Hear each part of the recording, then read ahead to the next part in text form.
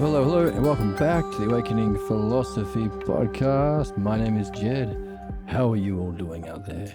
We are exploring the 10 oxiding pictures to create for ourselves a map of the stages of enlightenment. So far, we have covered the 2 opening oxiding pictures, seeking the ox, but not really, because you think you know it all already. That's why I don't have all of the viewers that I deserve. I am entitled to. Hassan Piker and Asmongold, I here get 50,000 viewers, and I get only a couple. That's not fair. Revolution.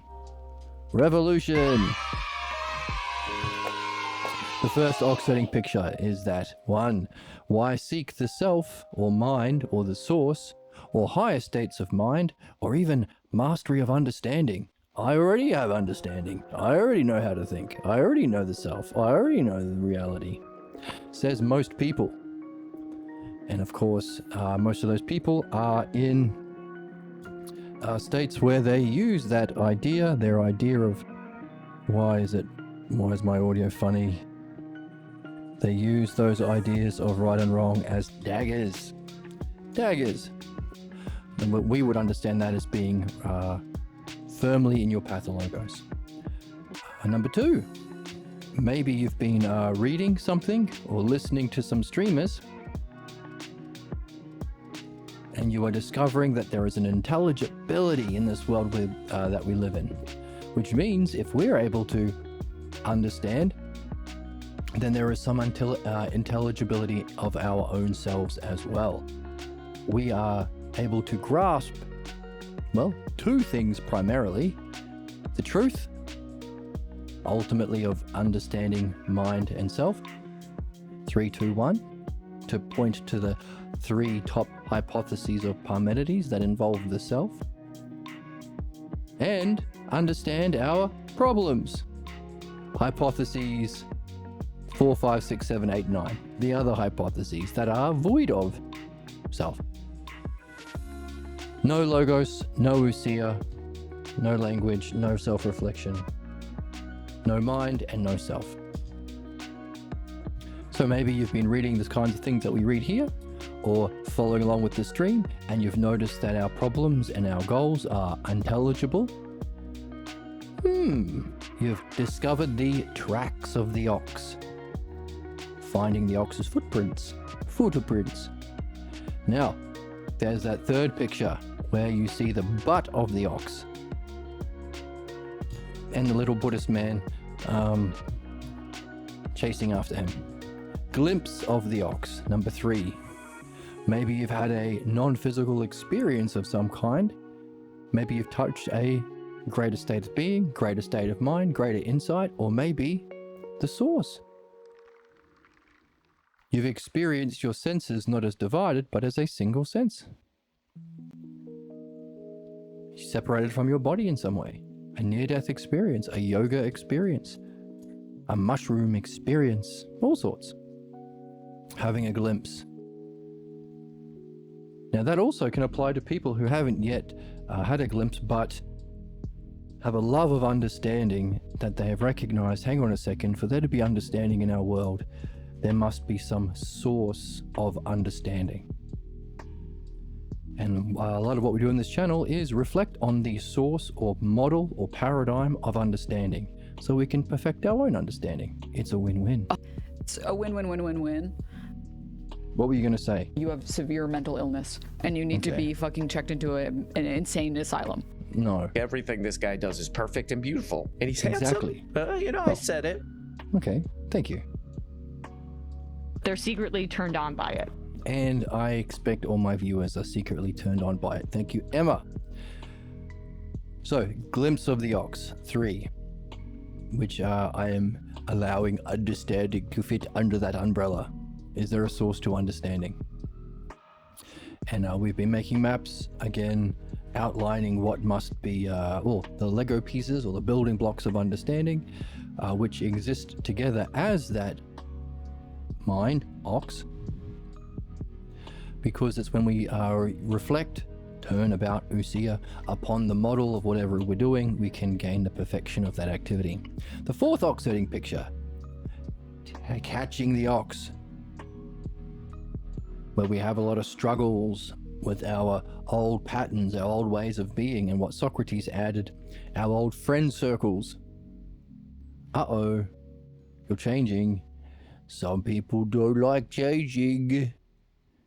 And they've been taught to be prison wardens of their own ignorance from their own family, and they like to do that to their friends and their partners. Got to break out of those habits. Fourth ox-herding picture, catching the ox. The fifth ox-herding picture, taming the ox. You're having some success in this stage. You're having some different states of mind. You're noticing you're not as triggered by the old things that used to trigger you. You're having some insight into your pathologos problems. Sounds like you've been doing some midwifery. But if you don't stay holding tight to that rope, to the logos, to the reading, to the midwifery, to the dream analysis, all the things that you've been doing, then you can fall into those old muddy haunts. So some successes and some failures in 5. Number 6, riding the ox. Singing a tune on your lovely flute. It's a crystal fruit. Crystal flute. Jesus Christ, Emma. Emma, don't blame Emma. Bless you. Excuse you. Gooners. Come on.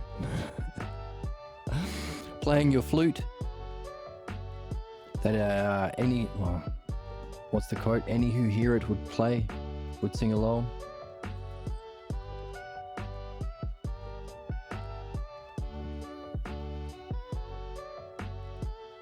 Whoever hears this melody will join me. Playing the songs of the village children and the rustic tune of the woodsman, the men who live in the woods. Woodsman. Hang on.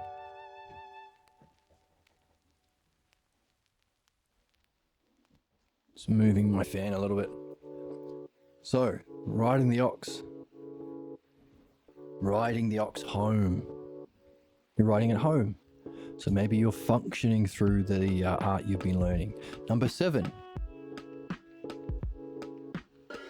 Ox transcended. Don't need the method anymore. The rope and the whip are in your little shack, and here you are waiting. You've noticed the clouds that have been a part of your state of mind are separating, and the light from the moon is shining in. But you're still dreaming. Number 8.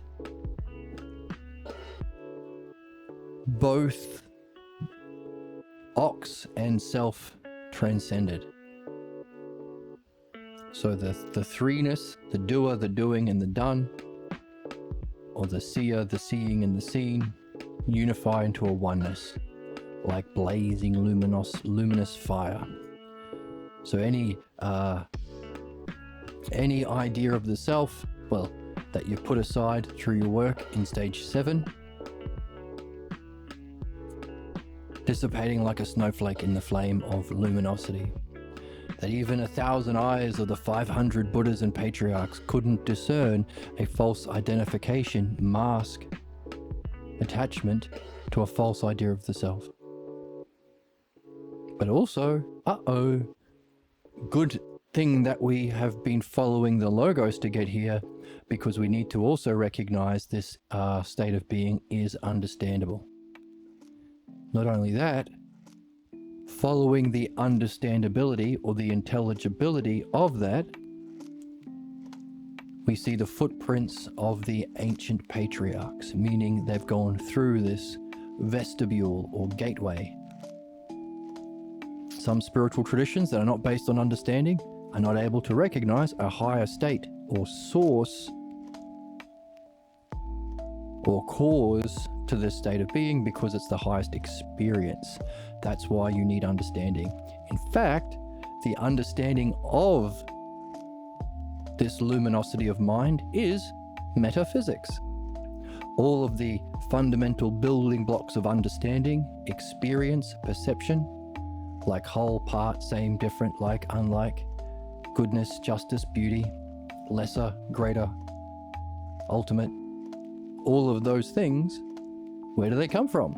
We use them as adjectives for everything we experience and understand, but where do they live?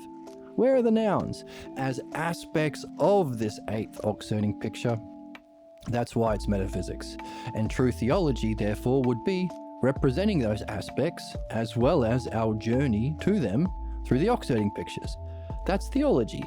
A metaphorical, according to the text we've been reading, a metaphorical representation of these aspects called eidos, aspects, mistranslated terribly, tragically as forms. When you learn philosophy at college. But these are the aspects or the logos inherent to the eighth oxygening picture, or mind-minding mind, completely turning around, and that's knowledge. It has to be. Why? Because you know it. Because you are it. There's nothing other than it. So it's limited. There's nothing outside of it. But it's everything. So it's unlimited. So it's unlimited and limited. It's whole of all parts, the greatest whole of all of the greatest parts. So that's how we have the highest expression of those ideas. Whole, part, limit, unlimit, etc. That's where metaphysics lives. The eighth. But hang on a second, if there are footprints, there's another side, the other side of heaven. Number 9 we looked at yesterday. So let's jump in there, because that's where we're at. Play the noise. What do you think? Brain rot escalates. No, it's not You brain have rot. severe mental illness, and you need to be fucking checked into an insane asylum. If you think it's brain rot. The primary purpose of pools is not to murder. It is for enjoyment and cooling off. I thought so. Number 9. Returning to the source. There we go. Through understanding, we can recognize the intelligibility of mind-minding mind, or the eighth oxygening picture, and we can wonder, if this is an experience, it better have a cause or a source. Or if there's something experiencing it, what is that? The source of not mind, that's 8, but self. Reaching the source, too many steps have been taken to return to the root and the source. Oh my God, first and final cause. Better to have been born blind and deaf in the beginning than to go through all of the dramas, injustices, reincarnations, and all of the struggles we've gone through to reach stage 9. Dwelling in one's true abode. You're in your true home. Theme, right? Talking about playwriting, the hero's journey to return home, but his true home. Music's the same thing, returning to the home note or the root note or the root chord. Only, why leave? Why leave? Or to use a musical analogy, why not just play, hey, if we start on a G chord and we end on a G chord, why not just play a G chord, thank the audience for showing up, make it a good G chord, G. Thanks everyone. Have a good evening. Dwelling in one's true abode, unconcerned with and without. But also, there is still the river flowing on tranquilly, and flowers are blooming and red. Returning to the source, from the very beginning, there has not been so much as a speck of dust to mar the intrinsic purity of the self or source. Now, Socrates also reiterated that in his talking about what he learned from Parmenides, that there is an aspect of one that isn't touched by the many. There is a oneness of one and many, but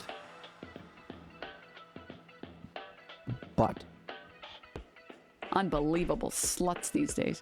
I didn't mean that kind of but. Calm down. But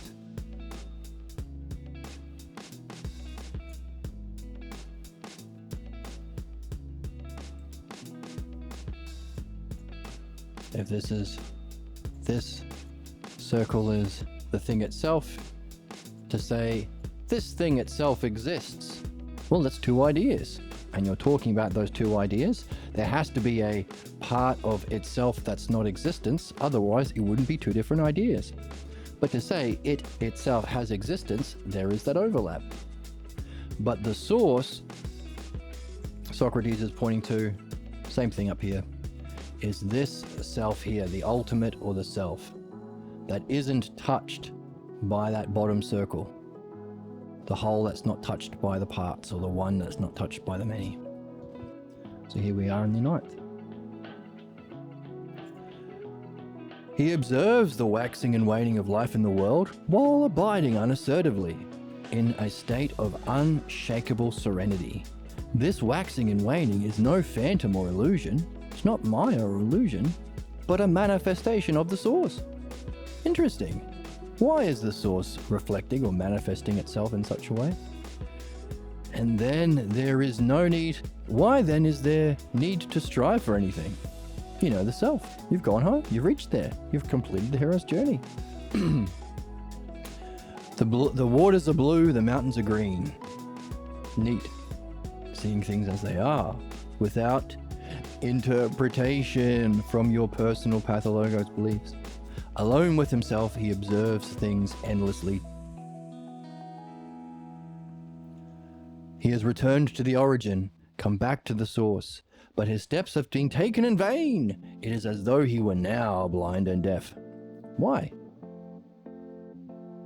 He's not seeing, so... Well, he's not seeing. Well, why? Seeing and hearing. Why is he blind and deaf? Seated in his hut, he hankers not for things outside. But outside, there are those streams meandering on of themselves, and red flowers naturally blooming red. So, the second last or 9th oxiding picture. Isn't that interesting? So let's jump back into what Socrates has been talking about in his personal journey.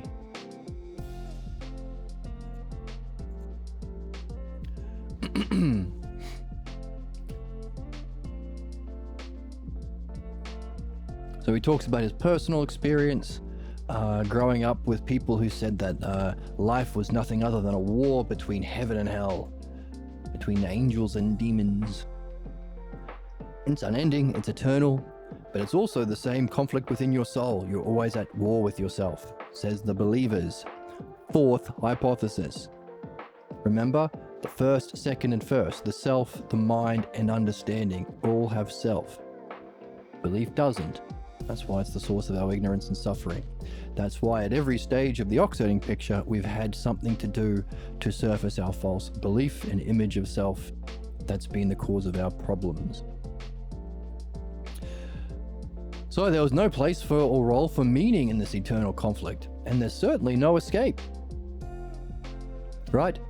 Therefore, what are the religious or belief-based people doing in politics in the world? They ain't solving anything. They're trying to, well, if conflict is inevitable, then just be the source of conflict. Rather be the bullier than the bullyee. Right? Says the right wing, says the fascists. Says the left establishment left who are trying to get their bag and not solving the problems. Says the religious folk. Power over others, not power with. And by the way, there's no escape, so the believers condemn all those who oppose them. Right? Gonna blow you up, or excommunicate you, or chastise you, or blame you for the problems caused by fascism and belief in capitalism. I stayed with this early group, says Socrates, since at the time there was no meaningful alternative. Well, hang on, he should have subscribed to my Twitch account and my YouTube account. Should have done it, Socrates. You have the brain of a child if you think that. And if you didn't, you have a brain of a child. Gooners. And you're gooners. You just attacked my person. You just harmed my body. Sorry, I didn't mean to harm your body if you are a gooner. Then I was drawn to music. I became interested and later enchanted by music. I was attracted to those musicians who were able to capture a beauty that moved my soul. Ooh. Here was a creation alive and present in the moment, only to disappear as fast as it came into being. So, kind of straddling the line between being, which is eternal and beautiful and transcendent, and our physical experience where everything is in change. Kind of a mean term, you could say. Here I could see that some musicians had reached out, and as a result of reaching out, were touched by something wondrous, and this they brought into being from somewhere unknown. Ooh, even to themselves. Sounds like the musicians he were talking to weren't philosophers. Or we're at the third oxherding picture, having a glimpse, but haven't nailed it down. Because how does the third oxherding picture end? What kind of artist could really portray what I'm seeing here? The majestic head and the majestic head and hold. The majestic head and the something about the horns. What artist could portray the splendid head and stately horns? In other words, just a glimpse. No understanding as yet. 4 and 5, and no mastery, 6.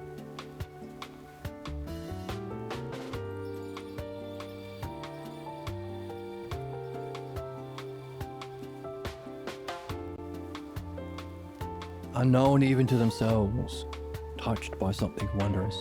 Here, as I said to myself, must be something few want to acknowledge. Here was a beauty. Ooh. That I realized emerged from a structure that exhibited principles of harmony. Ordered, intelligible structure that you can play with musical notes and structure and themes, giving an emergent property of beauty. Harmony, I hoped, was itself a reflection of some other, higher, truly existing order. So we could, hey, if you can understand the structure and order of music to create an emergent beauty, well, isn't the soul more important than isn't the soul more important than music? Could there be a harmony that we can align our soul to give rise to greater beauty or emergent wholes of our own state of being or consciousness? I hope it was a reflection of some higher and truly existing order and intelligibility. Yes, it might be dimly perceived, but nonetheless, it was there to be participated in. So the equivalent is, we might not have the 100,000 viewers that rightfully belong to me that Hassan Piker and Asmongold have stolen from Twitch, but it's still a channel that's there to be seen. Kant would say some fucking bullshit. Exactly.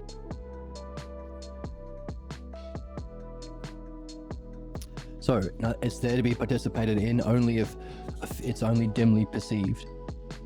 If it's unlikely, I will show up on the Twitch front page.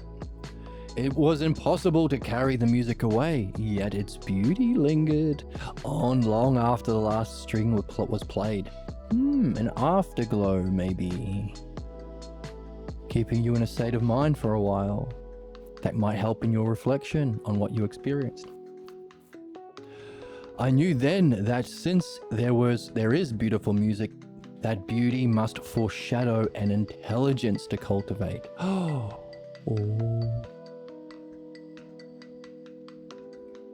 Why? Well, we perceive music with intelligence. The musician uses intelligence to grasp and use the order. There must be two intelligent forces, Socrates reasoned, one glimpsed through music and another more profound, waiting to be discovered. So one applying to physical things that we can hear with our ears, another one pertaining to maybe the mind.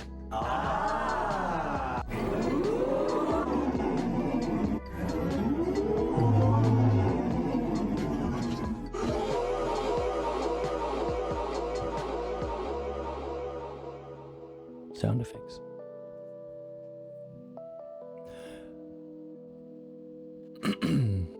These reflections were sufficient for Socrates to end his kinship with his old jabroni friends. He said, "Hey friends, this is what I think of you. You have severe mental illness, and you need to be fucking checked into an insane asylum. asylum. And to your friends, we Freaks. say, you're freaks." Jesus Christ, Emma, this is not Opie and Anthony or whatever the hell. Okay, that was... Okay, maybe freaks was a bit harsh. Come on, Anthony. Come on, Emma. It's not an OP, Anthony, whatever the hell. Finding no kinship with this old group of friends, we can include family and other groups, cults you might have grown up in, I was open to seek other views more akin to what I have found through beauty. Everything changed, says Socrates, when I heard someone at the Agora mention something that seemed so very strange to me. Yet it had an instant acceptance as something that must be true. Oh, ever met someone who talks like that? Just resonates in a certain way where you just instantly know it's true? Not because it resonates with a belief, but something more profound. A young woman, it seems, whose voice rang with integrity and truth. Said it. She said, "The whole of God sees, thinks, and it is the whole that hears." Ever tried that? Softening your focus so you're not paying a lot of attention to specifics in your vision or in your hearing or in your thinking. Not distinguishing foreground from background, but to pay attention to the whole of seeing, hearing, and thinking. I recall vividly, because by the way, this is what Xenophanes told us. Xenophanes is Parmenides' teacher. The earliest philosophy we have that we know about that has been written down, Xenophanes. A question and wondering you can carry about the whole while you learn the dialectic to nail down the mastery of parts. I recall vividly, says Socrates, that it caused me to turn around and wonder, if I could carefully watch each thought and each thing I say and hear. Could I do that? If so, I could discover what it is that was experiencing these things. Surely after such questioning, I could easily see that what was doing these things was one, and not a warring God of Abraham, or some bullshit, that drives a terrible fury within one's soul. Just one. Not a many at war with itself, your dark side and your light side. Nope, just one. So our ignorance and problems isn't a second sinister evil force, devil, evil, whatever. It's some sort of cloud, or to use the oxiding pictures, a cloud covering what's there to be seen. Or what Socrates would call a barbaric fog. We've been meditating on our pathologos instead of the logos.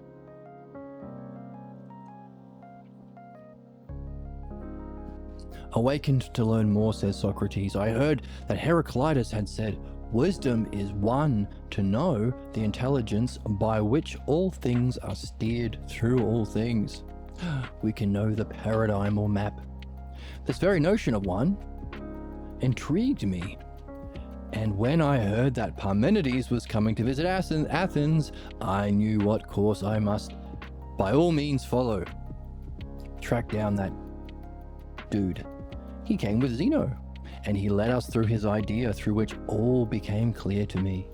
For what else was left for me to see, than to see as he saw, to realize what he had brought us to see. His method was the dialectic.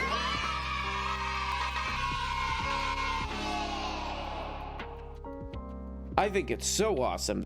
It is awesome. No, you're not the one that's mentally unwell. You're brave. You are crossing into new boundaries. We're crossing into new boundaries with the dialectic. And that was enough for me to realize that to know the mind through the mind is to realize its very source. Now, there are two words of through. Because we could go back to the oxherding picture and say, mind minding mind, the eighth oxherding picture, to know the source of mind. And the paradigm, so that's the wisdom experience, along with understanding, of course. The paradigm, as Heraclitus said, the intelligence by which all things are steered. So it's the intelligence that steers, but also it's the map. So it's using itself as a model for its copy. But if you use the word through to mean to go through, to realize that there are footprints of the ancients in the 8th ox-herding picture, so you go through it like you go through a gate, then you can realize the source not of mind, but the source, not mind as source, but the source of mind, the 9th ox-herding picture. So through the dialectic, he was able to know the mind through the mind and realize its very source. As for dreams, they played a major role in my life. We've been seeing that all through the text, the significance of dreams, and the significance for us to find a place for it within the method of dialectic. But they came after I learned about the Parmenides, indicating the way of translating your dreams, because they ain't literal. And by the way, your first impression is likely not the true message of your dreams, but if you apply the dialectic to it, you can unpack its language. Jesus comes in and says, did your Plato capture Parmenides' vision into the source and nature of all that is? I need to change my fan. Give me a second. All right, back to the text. Did Plato capture Parmenides' vision into the source and nature of all that is? Asks Jebus. Socrates says, he brought me to see that without the idea of the self, there can be no true philosophy. Now notice, we have been examining the different levels of reality. We've been examining the different cognitive functions that exist within the different levels. Materialism or denial of mind, belief, understanding, knowing, and the question mark for the self or the ultimate.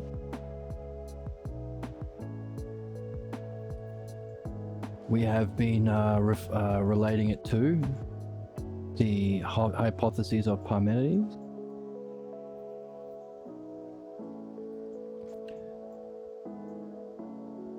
So for 5th hypothesis for denying mind, 4th for belief, 3rd for understanding, knowing is the 2nd.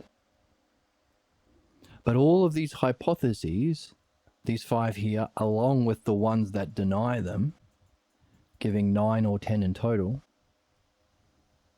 are all the possible ideas of one you can have, which also means if self is a thing that you want to know or understand, it's a thing, it has to be a one. What kind of a one? So these account for all of the possible ideas of self. He's been talking about the one self as the highest, its manifestation or light as oneness, self knowing itself as mind.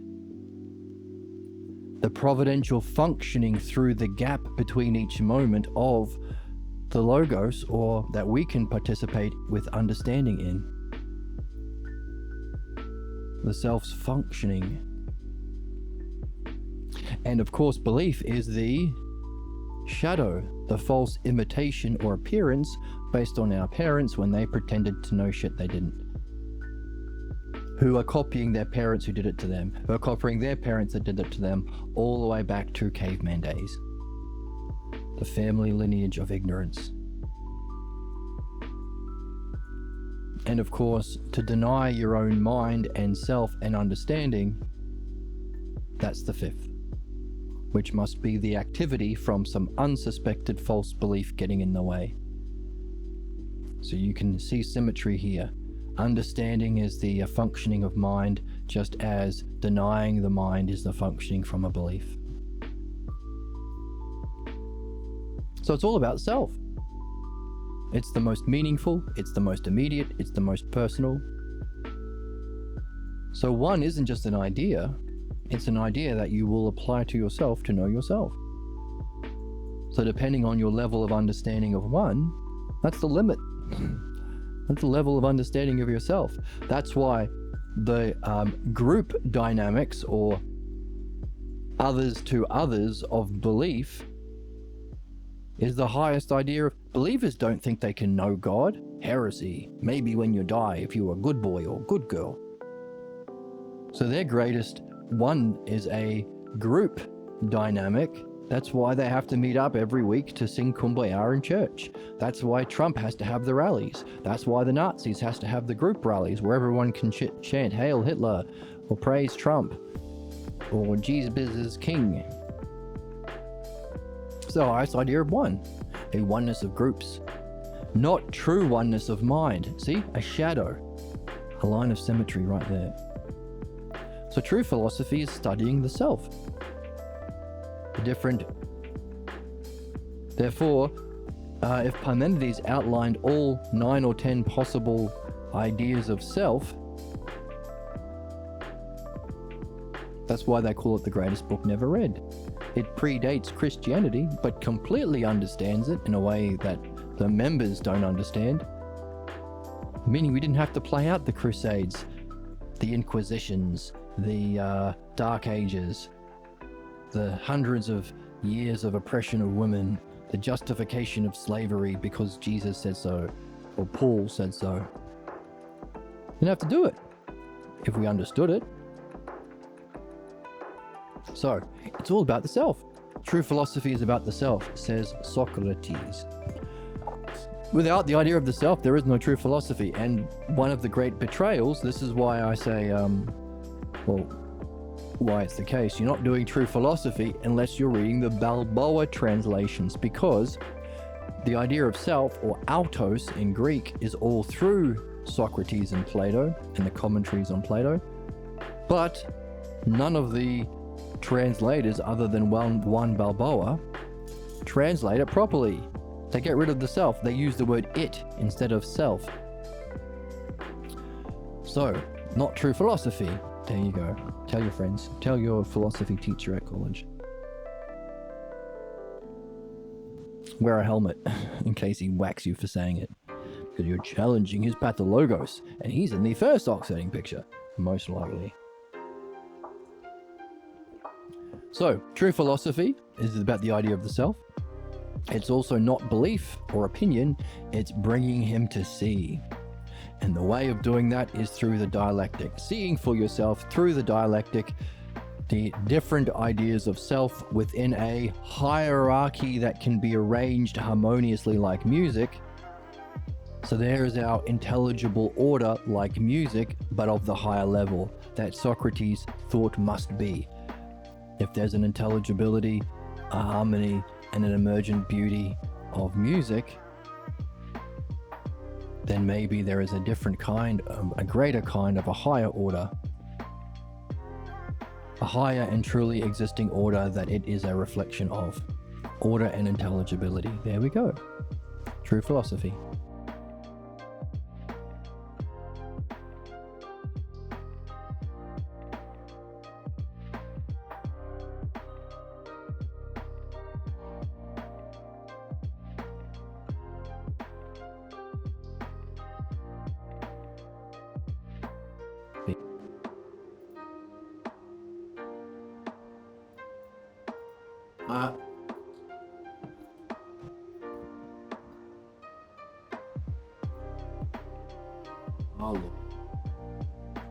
We're back. Okay, we're back. Disgusting. I'm so disgusted. Sorry for being so disgusting. My interface fell out of my USB. It's a guy whose head appears to be on backwards and then a half lady. He's a guy ahead and backwards and a half lady. What does that mean? I think R.M. Brown is on drugs. I'm eating the testicles of this bull, and I'm eating it raw. Raw bull balls. This is raw buffalo balls. Oh my god, my whole soundboard is drunk. They're going crazy. The more holes, the better. Even Emma's doing it. Hey man, wouldn't some kind of future where people have all their whatever basic needs met of shelter, all this crap, and they could do whatever the hell they want, wouldn't that be good? No, yes. It wouldn't. It wouldn't. Unbelievable sluts these days. Unbelievable sluts these days. They're completely lying to you. They're completely lying. Soundboard's gone crazy as well. All right. Excuse me. Through the dialectic, we can see for ourselves different ideas of self, hierarchically arranged within a structure, just like music. And in doing so, we can walk our little butts through them, like the ox herding pictures, indicating the kind of, that's something that the hypotheses don't have. The hypotheses might nail down with the dialectic and understanding of each different idea of self within a hierarchical order, which itself reflects the dialectic, so dialectic within and of the whole. But what it doesn't have is how to walk it, what it feels. Well, it does infer what it feels like, but it's not a transitional. So that's the thing with the ox herding pictures. It's a guide for gurus. How do you recognize a student? What are they acting like? What's their state of mind like? What's their idea of the next stage? Are they blocked? No artist could understand this. Or are they curious? What artist could understand this? So we can put the two together. That's what we've been doing. Linking the more descriptive, personal, more about the journey through the through the stages of the ox herding pictures, linking it to a strict definition of those stages of Parmenides. So, through the dialectic, you can come to see for yourself the different ideas of the self, like in music, that's true philosophy. But also, what can be said of the pure one can also be said of the self. In the first hypothesis, says Parmenides to Soc, with a singleness of vision, Parmenides guided me to see how the one self functions as the most brilliant light of divine luminosity. There's our second or the eighth ox. He revealed through his dialectic between any two moments there is a gap, and reflects in its outpouring a divine providential nature. We talk about good, most beautiful people having good hearts and good heads. This is it. This is the ideal, providence. The functioning of the pure oneself and its paradigm, luminosity, wisdom, between each gap to outpour providence, intelligent care. Notice how believers don't help anything? They start wars and shit. They ice death camps, Nazi death camps in America now. Do genocides against Palestinians, against whoever they don't like. Belief can't do any good. You need intelligence. So when people say, well, I met some good religious people and bad religious people, those good people were only good in spite of religious belief, not because of it, ever. Why? Because belief opposes understanding, mind and self. By definitionally, at any race, any species, is always the same. If you've got warring alien factions, you'll have them believing this and them believing that, and the only way to bring them together is understanding, because understanding is universal and based on truth. Belief can be any old shit. That's why there are a million different religions and they're all fighting against each other. Okay? But notice what they're doing? Harming. Providence is intelligence and care. You can't be caring without the intelligence. You can't really care for your bunny rabbit unless you have the intelligence to understand what to feed it and how to care for it. You can't believe your way into being a veterinary doctor. You can believe your way into killing every single animal that crosses your surgery table. Right? Sacrifice it on the altar to the gods. So believers are only doing harm. So if you met a good religious person, they're using their intelligence that hasn't been blocked from the limits of belief. You can't do medicine, it's the devil. You can't read a medical textbook, it's the devil. Bull fucking shit. To them we say, The hell's wrong with you people? You sick freaks. sick freaks. What the hell's wrong with you, sick freaks? So, the actual paradigm of care or goodness is providence, which is the outpouring from the gap between each moment. So there's a constant communication to us if we care to listen, and the source is the one self. The source is the one self, and maybe also the luminosity. Maybe the luminosity is used as the paradigm, because you can say the functioning of the second hypothesis, intelligence, is understanding. So maybe there's a kind of understanding of the one self. So that's what we've been talking about also. This is our puzzle. If the definition of understanding is to have, just as the definition of belief is to have the lesser pairs of Lego pieces, you have the limits. You can only believe in whatever. You can only wear Mormon underpants. You can't read Harry Potter. And you're at war with people who are free. You read Harry Potter? Oh, I'm going to kill you, says the Mormons, or whatever they say. So it's the lesser of the two. So the Venn diagram, the lesser at war with the greater. Belief and opposition to mind. Understanding is the opposite. To have this as your state of mind and to function providentially to the other. So people who are stuck in their problems, who are stuck in their drama or motion, their problems or limits. They're stuck in time. They can't experience the source. They're apart. They're different from themselves. But what we're seeing is there's two kinds of whole. There's the whole of the eighth, ox, the paradigm for understanding. But there's a different kind of a whole, the whole self. The self that's the part of, not the whole of all parts here, but this, the one, as Socrates said, isn't touched or transcends. Or as the ninth ox herding picture points to, not a speck of dust could even touch it. So it sounds like providence would be the ideal functioning of understanding, to have this kind of whole. Well, this one's good too. It's the paradigm for justice and beauty in creation. The paradigm of beauty for artists, or justice for anyone with social office, any politicians or leaders or military officials. This is what justice would be here. But the higher kind is one that affects our soul's development through those different ideas of self or hypotheses, or the journey through them as portrayed by the ox herding pictures. And Socrates calls that providence, because he's saying it's the one self here that functions through the gap, maybe uses a paradigm in some way, but functions to each moment in time here in our physical world. So that's neat. Providence, the highest kind of intelligent functioning, or understanding functioning, or dialectic functioning. Oh. Source is the one self. He showed with a single stroke that the wall of belief, the fourth, that harbors all those who believe, is in the shadow of reality, and they cling to it as if it were real. Cause of our problems as humans.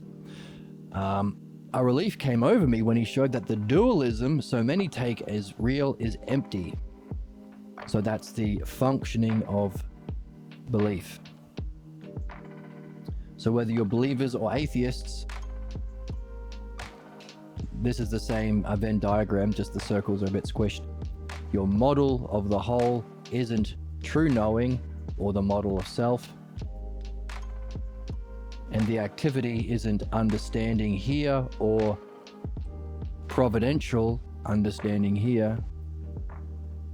It's the activity based on the model of the lesser physical world of experiences, or the lesser element of that Venn diagram, ignorance, is denying or rejecting self and mind. That's the dualism Socrates is pointing to. That Parmenides said is the fifth hypothesis, and it's empty. Fourth is belief. Third is understanding.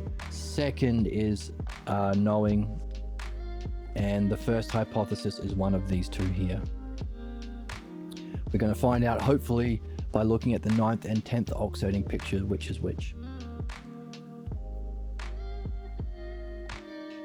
So, if this is the wall of belief, that's a shadow of this. So too, denying or rejecting the mind, or strict dualism, is a shadow and rejection of understanding. So, like materialists, empiricists, atheists, physicalists. The world is just billiard balls-ists. All happiness is just chemicals squirting in your brain-ists. Reductionists, that's called. Reducing everything to its lessest components. It's a kind of activity. But hey, they will never understand understanding. They will never understand knowing or mind. They will never understand the self. They will never fulfill their purpose.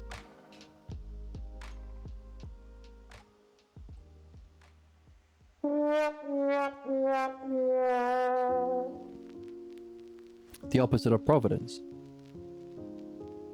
Because they claim it's not understandable or knowable. Who's to say? Says the establishment left.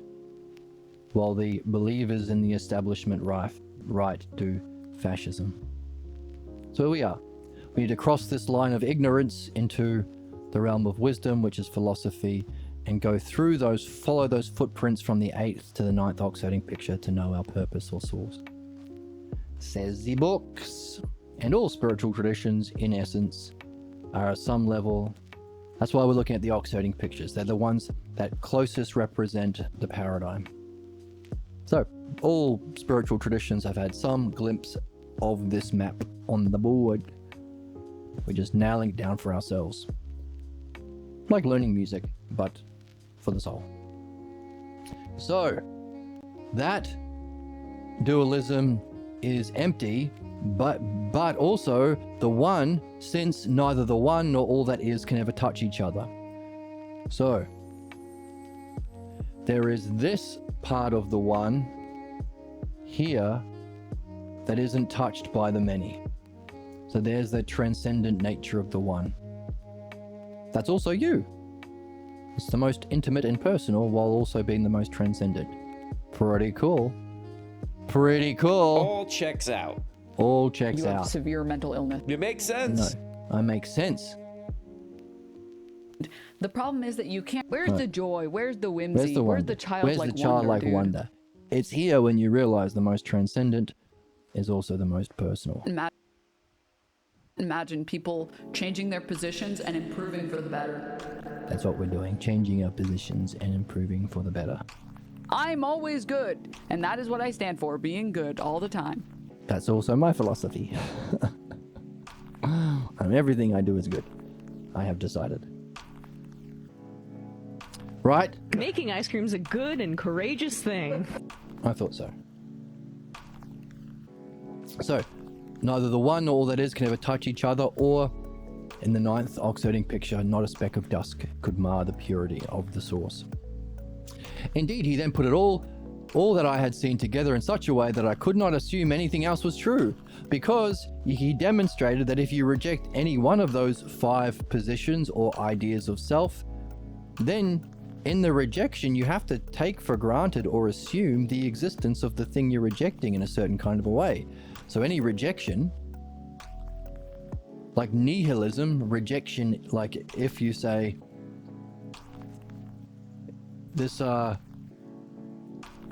denying of mind, we're just we can never, there might be a mind or self, but we can't know it. The rejection of that is there isn't even us. That's different. We are different from the divine, says these people down here. And nihilists, the 9th oxiding picture, 9th hypothesis, as well, not only is there no mind or self or God, there's not even us. Nihilism. But of course, there are certain presuppositions they need to take for that position, which presumes, well, there is something. So nihilism falls. So if you're able to master the dialectic and master the 9th hypothesis, you can help somebody out of nihilism, because not only is that a rational or understanding position, it's a feeling state. That idea of one, an idea of one that there isn't anyone, if that's their highest idea of one, that's how they think of the self, because everything is one thing, and the self is a thing, so to feel about it or think about it. So it also comes along with states of mind. So nihilism comes along with the worst, most lonely, sad, depressed, black-pilled, doomer states of mind. Meaning, if we understand the 9th hypothesis, we can play the song of the sixth oxiding picture, play songs that can speak to the heart of that doomer nihilist in ninth and help him, which would be very providential of us as a dialectician, just to have a conversation with him that will show him the irrationality of his position and the associated states of mind. That'd be a nice thing to do, wouldn't it? So any of the rejection of those positions, 9, 8, 7, and 6, presupposes the thing, is what Socrates is saying right here. Isn't that pretty neat? By the way, 1, 2, 3, 4 positions, if logos, ousia, mind, self is, and also 1, 2, 3, 4 positions if it isn't. That is the structure of the dialectic. What's beauty itself? Self to self?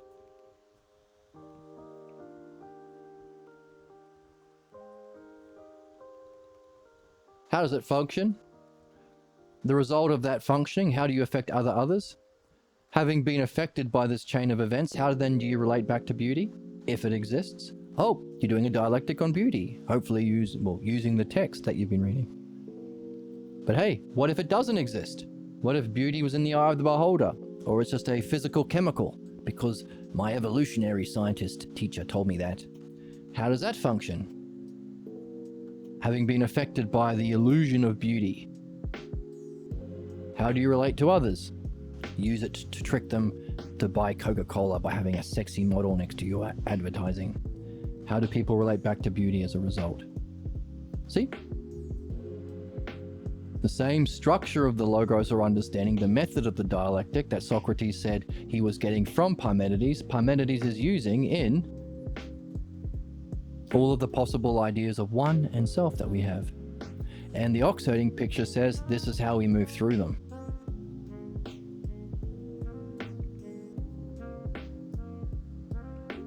So pretty neat, hey? Pretty neat, hey? Clap. Lots of clap. There we go. Thank you. I'm going to find you. Oh no! R.M. Brown's gonna find me and You get just me. blow in from Stupid Town? What, are you blowing I'm from eating Stupid the Town? testicles of this Oh, no. bull, and I'm eating it raw bull balls. This is raw buffalo balls. Oh my god. Don't eat those. Calm down. Oh! Did I say here? I was saying 1, 2, 3, 4. I didn't have the right screen on. So 1, 2, 3, 4. If it is, if self or beauty or reality is, logos is, if it isn't, then you have 1, 2, 3, 4, giving us the second, third, fourth, fifth, sixth, seventh, eighth hypothesis. But if you reject any, you're presupposing these. So these have to exist, even though ignorance is 3 and 4, belief and rejecting mind still have to exist as the section of, for there to be part and whole, for there to be things, there has to be two different ideas of part and whole that overlap, but there has to be parts that are not whole. Because part is a different thing. So therefore there has to be these stages of evolution through human ignorance or intelligent ignorance of any intelligent species, even though we want to move out of them. Says Socrates. How are we for time? Wait. Uh-oh. I think we're out of time. I think we're out of time for today. We're way over time. Okay, let's wrap this puppy up. So we didn't quite get into the 10th oxiding picture yet, but let's finish hearing Socrates talk about what his experience, so we can make sense of where we are so far. So we are following the logos. Wondrous it is. Good thing that we are talking in this kind of a way. By the way, can you go through these hypotheses one and again? from Parmenides one more time. All right, he showed that it was only through negatives that you can understand the one. We had a look at that last time. The whole, if you define whole as whole of parts, or you define parts of a whole, those don't apply because we're talking about the ninth oxidizing picture that isn't touched by parts. All right, so that's where we are. So a little bit of a review, good thing to do, short stream today, but next time we'll pick it up from here. I'm out of time. Out of time. That means I'm in this circle because that's out of time and this is in time. Philosophy joke.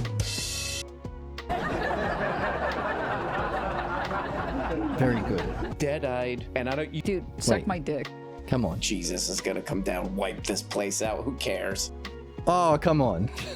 Chin up, Aaron Brown. I promise we'll get to it next time. Next time we'll get more into, so Socrates is going to say more about the one beyond all qualities, or the maybe 9th and 10th oxidizing picture. We're going to read this, see what he has to say, and then we're going to jump back into the oxidizing picture and tackle the last one. The last stage of enlightenment, according to the oxidizing pictures anyway, the 10th oxidizing picture. But let's do a little bit of reading of